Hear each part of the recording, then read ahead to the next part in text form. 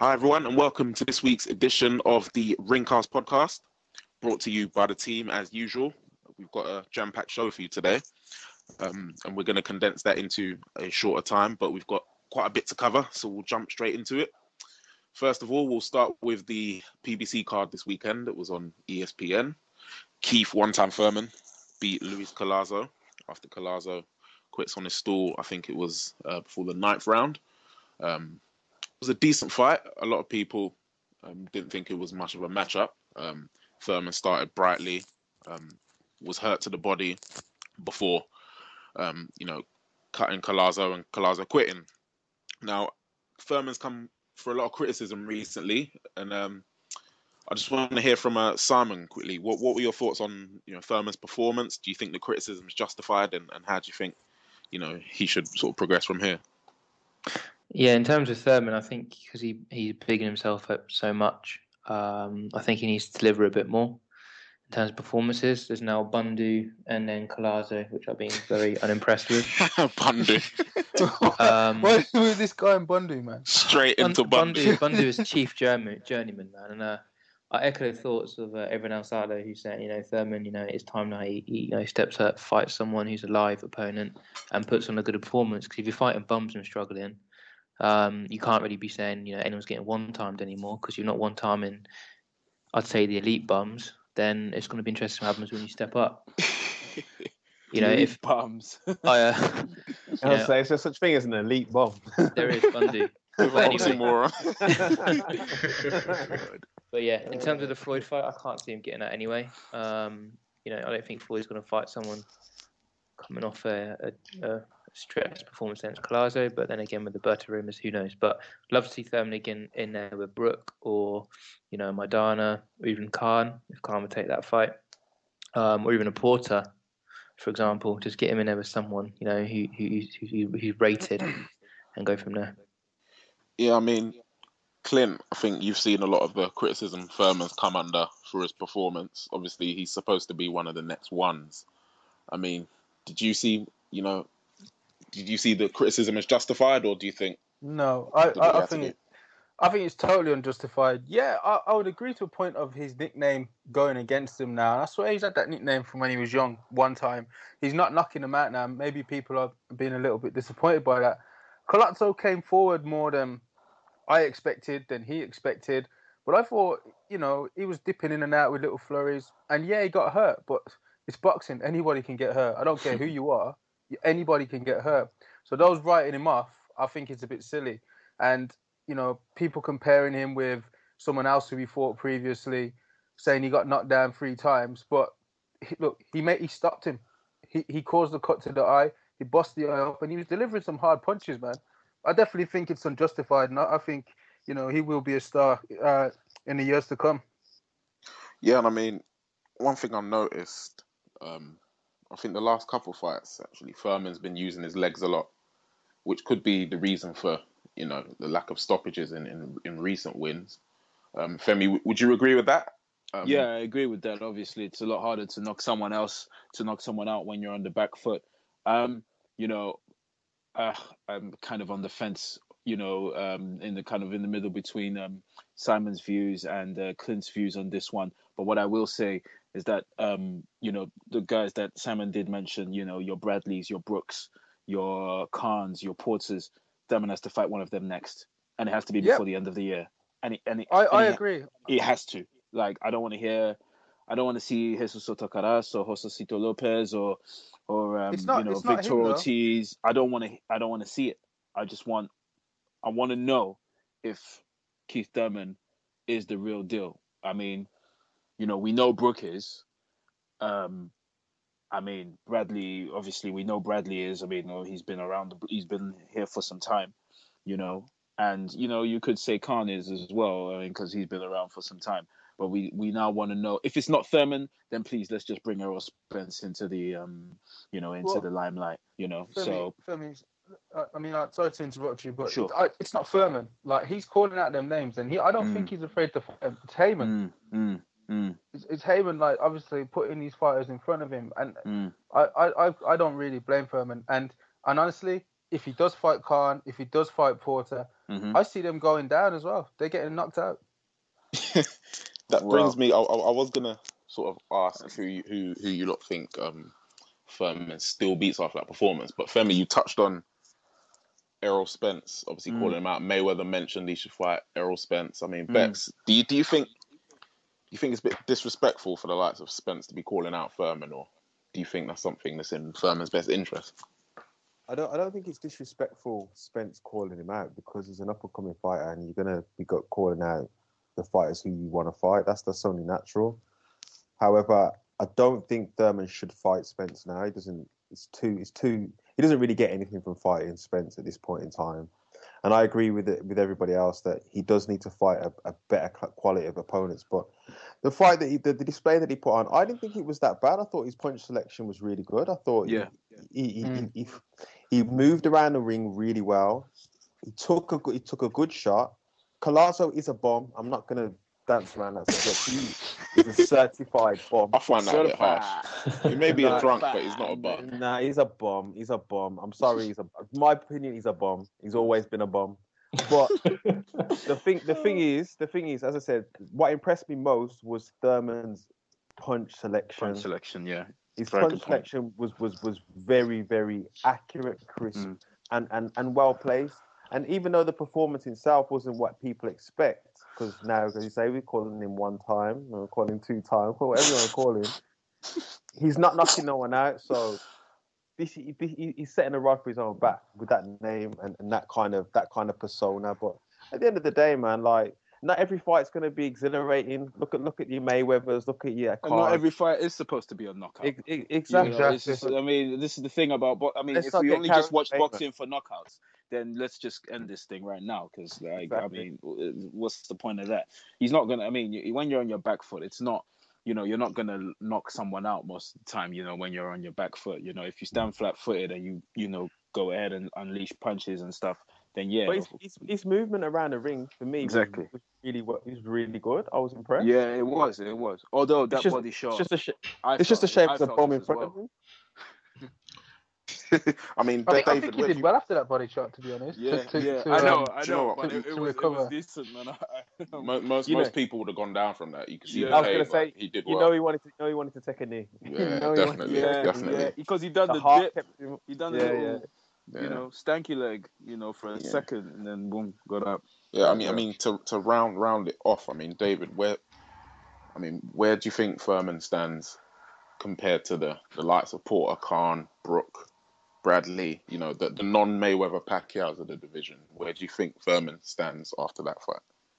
Look, for me personally, in that fight, he showed more than most would show. I mean, okay, yeah, we talk about Collazo not being a top 10 opponent or whatever, but like you just touched on, Bex, his footwork was good. He took a punch, he stayed on his feet. He showed more in that fight than many fighters show when they're coming up in terms of his repertoire of skills. So for me, I think he's still up there. Okay, yes, he needs to be able to fight the Khans and the Porters next. But for me, I think he did well in the last fight. I think he picked himself up being a one-time whatever. But look, if you want to be the best in boxing, you need to be able to do more than one thing. You can't be one-dimensional. So that's what I took from that fight. Who does everybody want to see him fight next? Then what's the vote? I'll go for Khan. Brook. Yeah, I think Brook would be a good one. Brook or Porter. I'd actually like to see him fight Bradley, to be honest. It's an interesting one. Well, in the Heyman division, there's a lot of options for him, so we'll see what's next. So moving on, we've had quite a bit of news this week. We'll start with the announcement that Vladimir Klitschko will be defending against England's Tyson Fury. Obviously, Fury's been talking already, saying he's going to lay Klitschko out. I mean, it's going to be an entertaining build-up, but I'll start with you, Femi. Is it going to be another routine Klitschko victory, or will Fury sort of, you know, I'd say outdo himself and you know, even beat Vladimir Klitschko? All right, pay attention. Tyson Fury will beat Vladimir Klitschko. Whoa! No, wait, did I have that correctly? No, he won't. No, he won't. No, he won't. I was gonna say, mate. But he can. But he can. Okay. And I'll tell you why. I just think he has more than Vladimir Klitschko. All right. I'm gonna make a case for Klitschko in a second, because honestly, if I was to go with my head, I'd pick Tyson Fury. I know that sounds ridiculous, but you'll see, like, Tyson Fury just has a lot more to his game. He can change stances. Okay, he's got the height on Klitschko this time, so Klitschko is not clinching downwards as he does. Tyson Fury, I mean, obviously the difference in inside game is just not even, you can't even compare. Klitschko has no inside game, hence the clinching. Tyson Fury does. I just think, and what will edge it for me, I had a big argument with another friend of mine who's a pretty good analyzer, if that's the verb or adverb. You know, that Klitschko will win purely because what Klitschko does well, he does it really well. The distance control, the jab, the 1-2, you know. So that's why. But I do believe Tyson Fury has a lot more to his game than Vladimir Klitschko, and I don't believe Vladimir Klitschko will have the advantages that he's had on most heavyweights that he's fought against Tyson Fury. So yeah, I would not be surprised if Tyson Fury wins, but I still think, as we did our underrated video, I remember, I think that Klitschko is significantly underrated, and it's because of that I'm actually picking Klitschko. But again, I won't be surprised if Tyson Fury wins. I think if Fury's to win, he better seriously get in the gym and get fit, because I mean, of course, hey, if someone doesn't turn up fit, I mean, if Messi didn't turn up fit, then he's not gonna wow us. I mean, it's all dependent on, you know, on that, of course. No, for sure. I just think people being ready. Tyson Fury looks like a slub that's just come out of the fog. All right, let's just be really clear about that. Talking about coming in shape, I've never seen him in shape in my life, and he's only about 25 or 26. So you tell me. I haven't really seen him with bad stamina issues in the fight, though. Yeah, he gets stronger as the fight goes on. Not everyone's ripped. Not everyone's gonna be an Adonis. Yeah. It's not even about ripped though. Like, just from off the bar stool. It'll be interesting to see who's got the faster feet. Because Tyson Fury's got pretty good feet for a big man, doesn't he? Yeah. And Klitschko, I mean, obviously he's versatile, isn't he? Yeah. I think Fury won't be intimidated. No. Which I think will possibly intimidate Klitschko. I think Klitschko, he's got all the tools, but you think he's a bully? No, Klitschko is petrified to get hit. Like, it's one thing avoiding being hit, not wanting to get hit. Obviously, Floyd says who wants to get hit, but if it happens, so be it. Vladimir Klitschko is petrified of being hit. You can see it in his He face is when he's petrified of being hit. He grabs this, that. So I think, you know, Fury can intimidate him. I think Klitschko will have to draw into his bag of boxing tricks, and you know, Klitschko can punch as well, and Fury's been down a number of times. So, you know, if Klitschko just says forget this and goes for the jugular, I think he can take Fury out. But it'll be interesting because I don't think Fury will be intimidated. But I was gonna say, does anyone think Fury's got a legitimate chance to win? Yeah, I think he's got a chance. I think he's got a chance, especially based on Vlad's last performance. He got roughed up quite a bit by a lot of smaller guys. So it's going to be interesting. It's probably one of the heavyweight fights I'm actually really excited to see in a long time. So I can't wait for it. Good. Closer to the fight, I will give a more detailed analysis if my analysis is worth, if you happen to care, if it's worth listening to. But I just what I wanted to check before I do that is just check. I think Mariusz Wach was taller than Klitschko. I just wanted to check how he handled him and stuff like that. So I don't think he has as fast feet as Tyson Fury, Mariusz Wach. But Wach's pretty limited. Mariusz Wach is pretty whack, isn't it? Yeah. But yeah. So I mean, closer to the fight, I'll give a bit more detailed analysis. But yeah. Fair enough. And go on. No, the one thing I was gonna say, for Klitschko to win, I think he has to step out his comfort zone in this fight, because, like you already said, like Fury brings a different ball game. You think completely different to what heavyweights bring. That's the only reason why I think Tyson Fury can win this fight. because he brings something different. Cool. And another Brit who's in action will be George Groves against Badu Jack. He's obviously going for his second title. I mean, I'll start with you, Si. What do you think his chances are against Badu Jack? Do you think it's his time? Yeah, I think I've got Groves as a favourite there, but question marks over him still after obviously the Froch defeats. He doesn't look the same, but I think he's got definitely enough to handle Badu Jack and take the title, and then hopefully I want him to win because then hopefully I want the rematch with the girl to happen down the line. So yeah, fingers crossed. Groves does justice and wins that fight. Yeah, and I mean, Bex, do you think there's any lasting effects of the Froch knockout still? George Groves, I mean, I've seen a couple of interviews with him since, and he's punch drunk, man. So that's the reason. I'm not making a joke of it. I'm honestly being serious. Like, he's definitely slurring his words. He's on his way out, man, and he's young. He's a young guy as well. So for me, I think Jack will win this fight, even though there's question marks over his chin. But I don't know. I think Jack will win it. Groves isn't the same guy. Froch literally ended his career. I mean, Clint, do you agree with that, or do you think? Yeah, I agree. He hasn't been the same guy since he's in his last two fights. He's taken time to dispatch people. I mean, Rebrasse, look, that was a bit embarrassing, and didn't Callum like finish him in a few rounds? So No, Callum dropped him, but Callum He won. dropped him, but it went the distance. Rebrasse Yeah. seems to have a Rebrasse, good sorry. chin. I just think I don't know. I don't know if Groves is the favourite. I really don't know. It's interesting to see. I mean, he's coming off a long break, so maybe he'll be refreshed in a different fighter. But I honestly am not sure if he is the favourite. Fair dues, and I mean, is it to do the fact that Groves isn't the same after Froch, or I mean, Yeah, did I anyone think so. is anyone giving sort of Jack a chance because of his improvement, especially what he showed against Durrell, or is it just Groves has slid? Dave, what do you think? Sorry, Oh, don't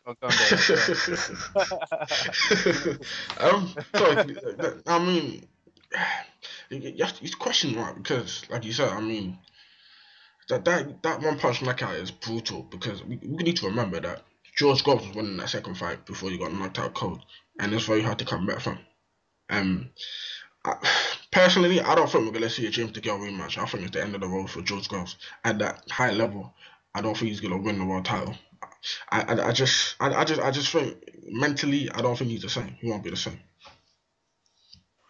Dave, I agree with you. Blimey, so no one's giving Groves a chance. No, it's I not am. that. Someone. Sorry, I've go on, got Groves Sam. going to win. I've got Groves to win that fight. Yeah, Someone's gonna get knocked out in this. I think Groves takes him out. To be honest, Someone's getting knocked I out. think- That's for sure. I think Jack showed against Durrell that he's got great conditioning, good stamina. He's a decent fighter, but I just think Durrell just went to sleep, man. And I think Groves would be switched on. I think Groves might take him out, to be honest. So I'll probably go for Groves, but we'll see. The rest of you think he's finished. Getting knocked out.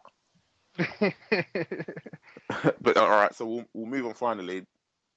Obviously, it's been announced that Andy Lee was fighting Billy Joe Saunders in Limerick for Lee's WBO title, which I think is a great fight. Obviously, Saunders coming off the Eubank performance, and Lee coming off a couple of decent performances against Quillen and Korobov. So we'll start with you, Bex. Who have you got in that one? Sorry, I couldn't quite hear there. Can you repeat that? So Billy Joe Saunders, Andy Lee. And Andy Lee, to be honest, I'm going to be honest. I'm a bit biased when it comes to Billy Joe Saunders because I was upset at how he beat Chris Eubank Jr. I'm just going to be honest, but I do think Andy Lee's a better fighter, so I think he'll take him. I don't think he'll go the distance though. So you think Lee will knock him out? No, I think he'll go the distance. Oh, you think he will? Okay. He'll go the distance, but I think Lee's got too much for him. Femi, you went with Saunders when everyone else went for Eubank Jr. Are you going for Saunders again? No chance. I I mean, I am right with my predictions all the time. I'm pretty sure I went slow. But, I mean, obviously, I'm careful about my predictions. No. Listen, Andy Lee's just better, isn't he? He's better. Yeah. And I think that's debatable, but go on. And I was almost wrong with the Billy Joe Saunders Chris Eubank result. To be honest with you, if Chris Eubank actually started fighting, from early, I would have been wrong. I would have, So Chris Eubank would have taken that quite easily. But don't know. I don't know what was going on. Chris Eubank Senior was, posturing and whatever in the ring during the fight. I don't know, whole different thing. But I think Andy Lee is better than Billy Joe Saunders just as a fighter. Just in general, I just think he has more to him. I think he's got legitimate KO power in the right hook. Do you know what, that kind of surprised me, because I reckon if Andy Lee didn't have the big equalizer, Billy Joe outboxes him pretty easily. I think Lee, I like the guy as well. Yeah, I like the guy a lot. He's got decent jab, all right footwork, But obviously great power. Well, that's why it's arguable that you would say that Billy Joe actually outboxes him easily if he never had the great equalizer. Because if he's got the decent jab, and I believe like Andy Lee's reach is actually more than Billy Joe Saunders. I don't know the figures correctly, but like he's not gonna. I mean, the jab battle I think is a pretty close one. The battle of the jab. He's a tall guy, but he sort of throws sort of 1-2s, whereas Billy Joe's got combinations. Billy Joe's got good movement. Yeah. Work rate, whereas Lee sort of likes to jab and sort of walk you into his big shots kind of thing. And Lee has been outboxed by lesser fighters than Billy Joe before being able to take him out. So that's just where my thinking is coming in, to be honest. Okay. But I mean, Simon, are you going for Lee or Saunders in this? Yeah, I'm in agreement with the guys there. I think Lee would take it. I'd be surprised if he stops him, but I think his power would be enough to keep Billy Joe very wary. And I think, take a decision. Yeah. And the rest of you in agreement with that? I'm 50-50, man. For the same reasons you just said. Like, if Lee lands that big punch, it's nice. It's lights out. If Billy Joe can stick to his boxing, box smart, he wins as well. So it's whoever performs on the night, to be honest. Fair dues. Well, that wraps it up. So we've got 3 British fighters in world title bouts coming later on this summer. So we'll move to the big news of the week. Obviously, Carl the Cobra Froch has decided to call it a day after a glittering career. No one's ever sort of disputed his choice of opponents, the gauntlet he's run through towards the end of his career, even middle of his career from just before he won the world title. But we've recently seen comments about his legacy being called into question, where he stands among the all-time great British super middleweights and, who he beat and his skills. I'll start with you, Simon. What do you think his legacy is, and how do you rate his career overall compared to the likes of the Calzaghes of the world and the Ben and the Eubanks? So, starting off, I definitely have his resume better than Calzaghes.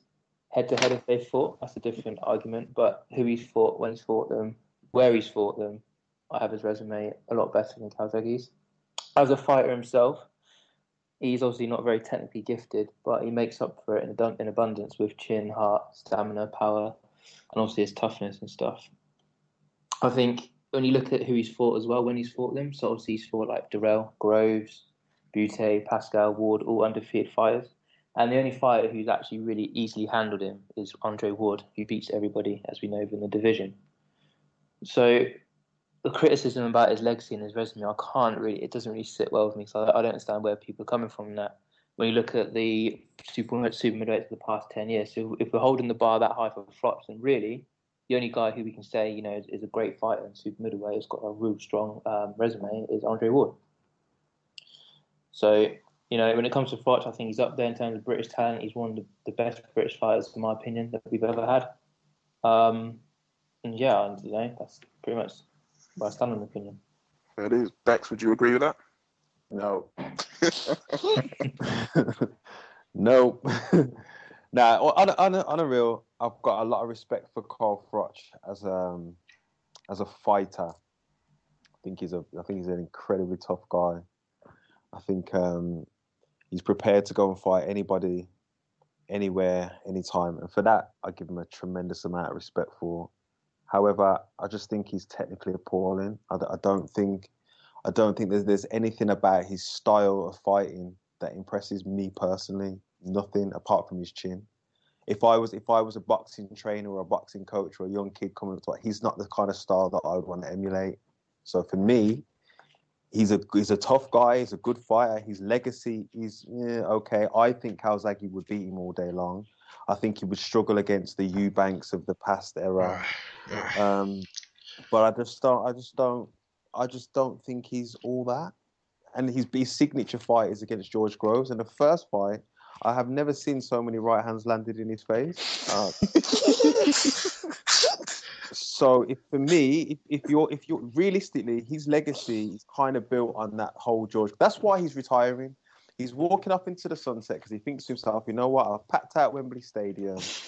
I've beat George Groves. Like, if that's what your legacy really amounts to, then that's why I just don't rate you in that sense. He's going out on a high, though, isn't he? He's fought a young up-and-coming guy who had a controversial decision in the first fight, and then the second fight he won that very decisively. He was undefeated. He's either gonna go and face James DeGale, or he's gonna see if they can find a catch with blocking. The thing with DeGale is, I can see Froch's point in not fighting DeGale because he could look back and say, you know what, I beat Groves and Groves handled DeGale, and you know what I mean. He can argue with himself in that sense, but you can't come out and say you're too big and too strong for Golovkin and then retire. You sure that wasn't just banter, a bit of trolling, a bit of humour? Well, because he knew what his decision was, so he just wanted to stir things up one more time. Well, I would rather him come out and say, you know what, I retired, I've had my career, I'm done. And then when people question about Golovkin, say, you know what, I was too big and too strong for him. Talk about it in the past tense. Don't talk about it like you want to fight him and you're gonna set up negotiations and then say you're retiring. I didn't really like that, but as I say, I mean, he can be proud with his record. He's been a champ. He's been a WBC champ. He's gone and fought any and anybody, so he can be proud of himself. So I don't want to sound like I'm disrespecting Carl Froch, but for me, as a legend and a legacy fighter for the British, I don't really see it myself. Do you not think his resume is better than Calzaghe though? Absolutely. You see, the thing is, wait, oh my god. The thing is, like, Calzaghe took the belt off Eubank and defended it for years. Like, he was for years. That kind of run, even though you may want to say that the opposition may be better, being a champ and getting up and fighting up and coming challenges for that length of period of time is difficult in itself. Froch hasn't done that, and he beat Kessler, who I think when Kessler fought Calzaghe was a better Kessler, and he lost to Kessler. He lost to Kessler. Andre Ward made the gap between them just look embarrassing almost. So that's why I struggle to say that I can't buy into the whole Froch is a legend. He's a tough guy. He's a tough guy. Do you know what? So I agree. I absolutely agree. So wait a minute. Do you guys think Eubank and Ben are legends? I think Eubank is. I think Eubank is. Why? Ben, I think Eubank is because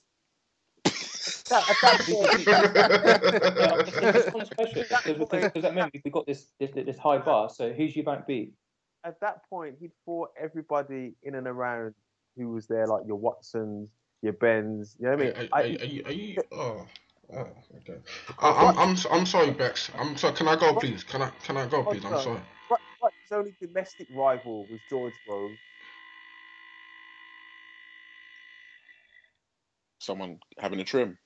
But yeah. Nah, look, I'm sorry. Can I go? Go on, David. You're dying to get. Oh my goodness me. Okay. First of all, right, I am sick and tired of people like trying to like they're so blinded by Joe Calzaghe's greatness that they're like denying Carl Froch of his greatness. Like let's get one thing straight.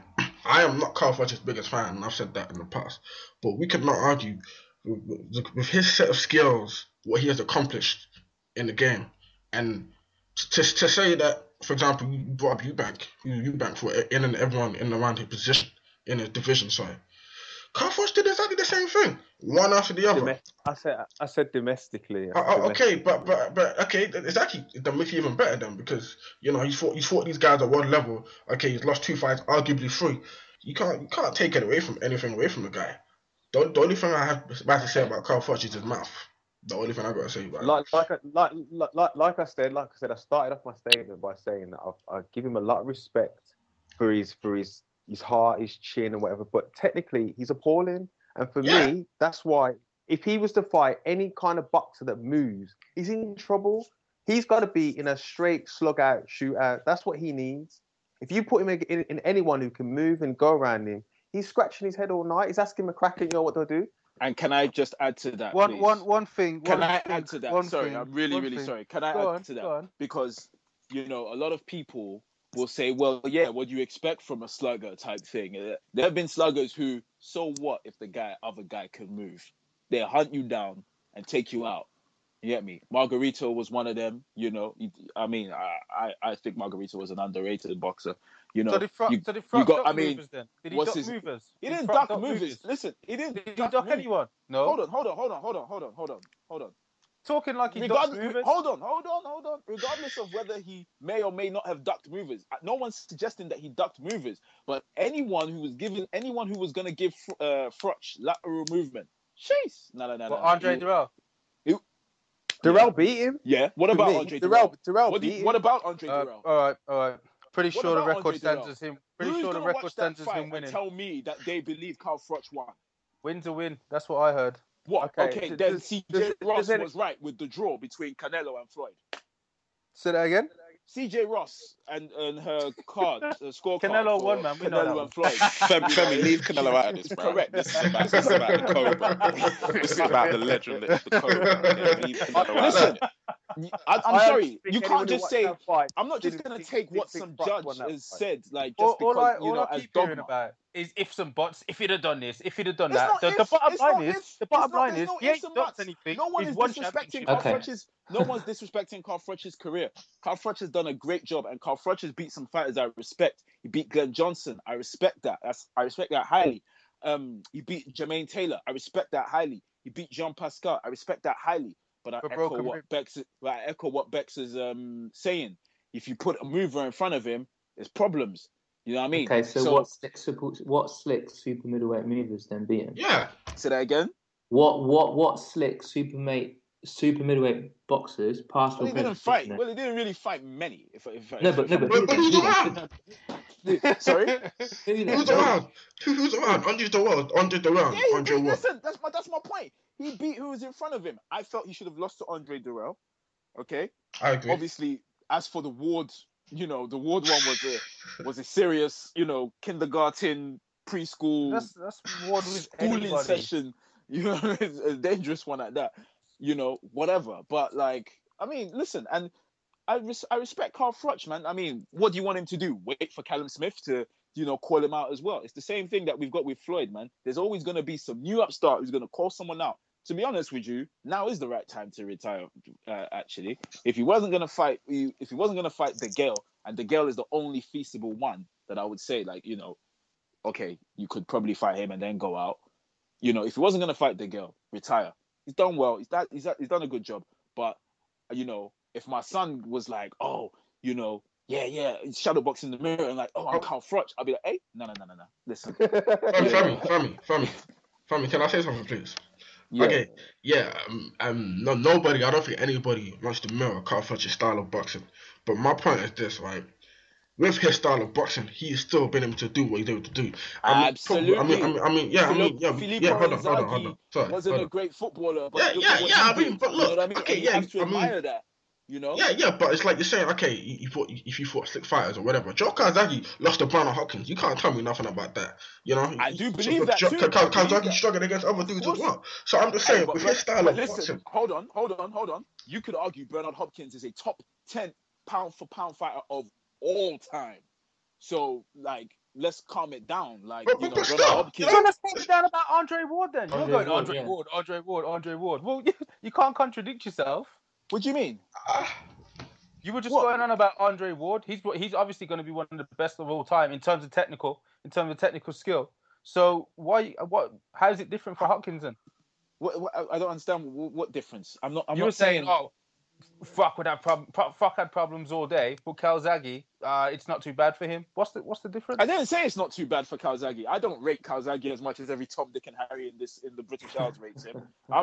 You never heard me hopping on Calzaghe's dick. Never. Do you know what I mean? So it's not even like that. Pause. Yeah. Okay. Okay, but having said that, like the way they put Calzaghe on a pedestal, if Calzaghe's there, then Carl Froch should be up there too. I'm smarter than them.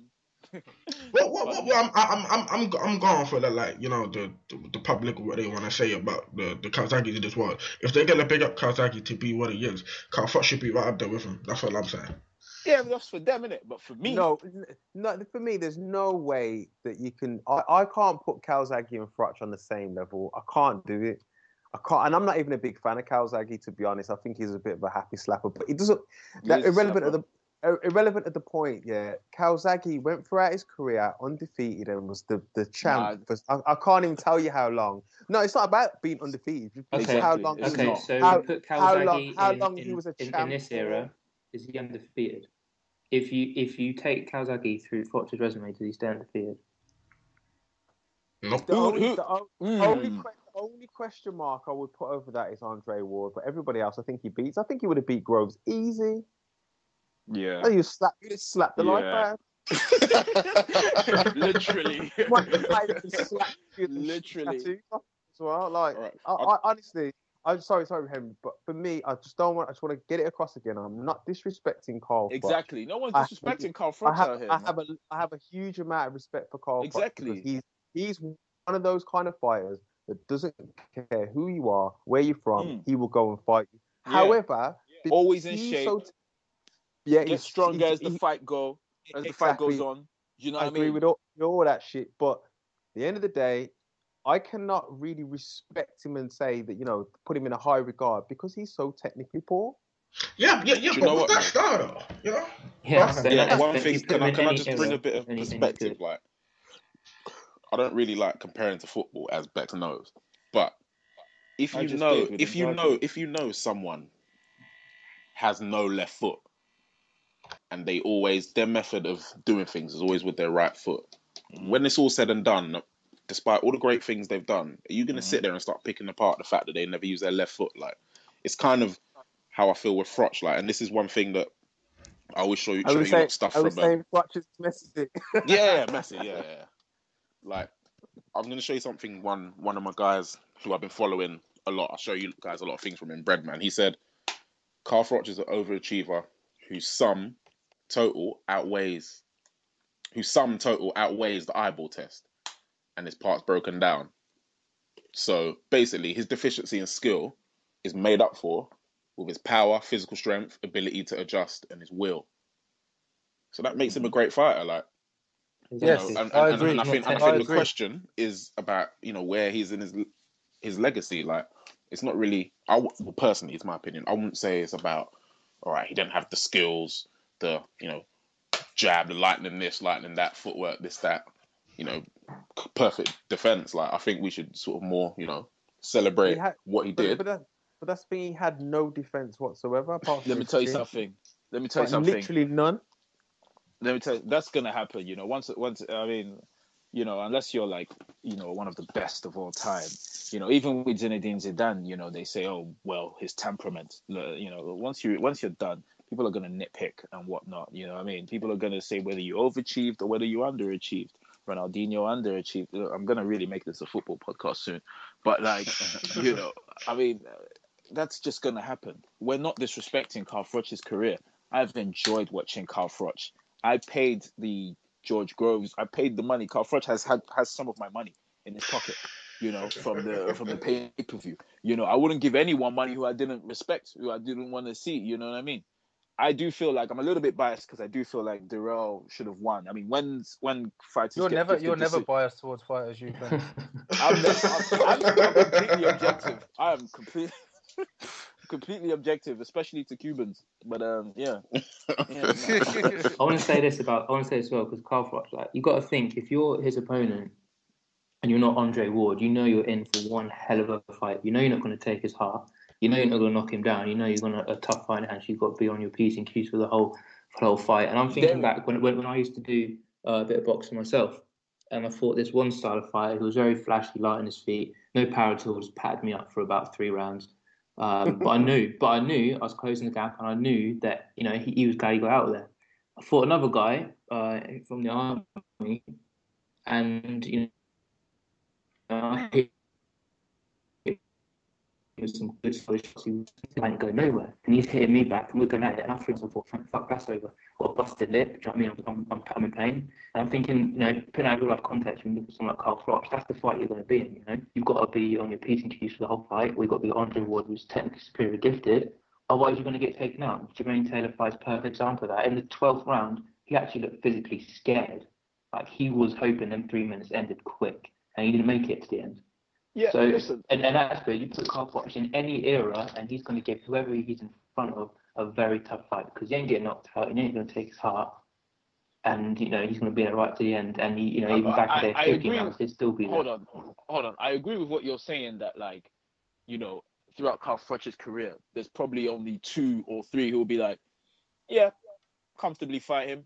There won't be, much of a problem. I mean, the Andre Ward fight could have gone on for 50 more rounds. It would have been the same story, in my opinion. But as how many guys are like Andre Ward though? But exactly, as we say, Andre Ward is Andre Ward. The Durrell fight could have gone on another 50 rounds as well. No. Carl Froch was stopped. Now what? No what? No way. Froch could have stopped. No way. You could take Durrell's heart. This is not another boxer. The girl had more press on the gas in that fight, and a bit more power and a bit more connected shots, man. And he would have taken his heart even more as well. No. That's the thing. Someone like Durrell, if you put them in, if you put someone like Durrell in a throwback era, now with like a Ben or a Eubank, someone, there's a good chance they could take his heart and he could get stopped. With Carl Froch, that's going to be a war, and it's a toss and fight. Do you know what? Before we wrap it up, I do want to just ask one question. Froch, Golovkin, what would the outcome have been? Oh, Golovkin. Go on for me. Golovkin, in my opinion. Because? Oh, because.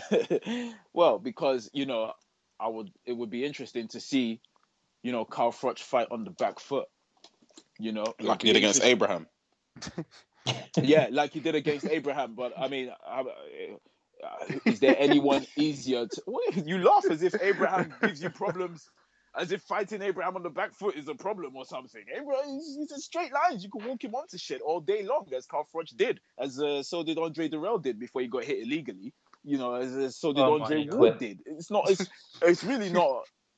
Hold on. You say so Durrell, an elite athlete. Right. Hold on. Who's gonna outbox anyone? The speed he's got, right? I really don't get the laughter. I don't get the laughter. You say, "Oh my God," as if like what I'm saying there isn't accurate. It's inaccurate, mate. You're saying like, Abraham straight lines, you outbox him easy, like everyone's got the footwork. Well, no, if you're a good boxer, apparently everyone who's fought Carl Froch and lost is just straight lines.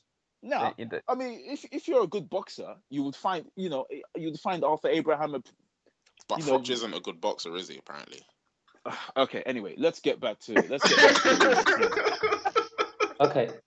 Another question. So what you said? Why does Golovkin beat? You said why does Golovkin beat? Yeah, Froch, carry on. Yeah, we're getting off topic. Go on. Golovkin beats Froch because I feel like he would put Froch on the back foot. Yeah. And I don't think Froch is I mean, fine. He fought and beat Arthur Abraham on the back foot, and he done well. And I've said that that's his most.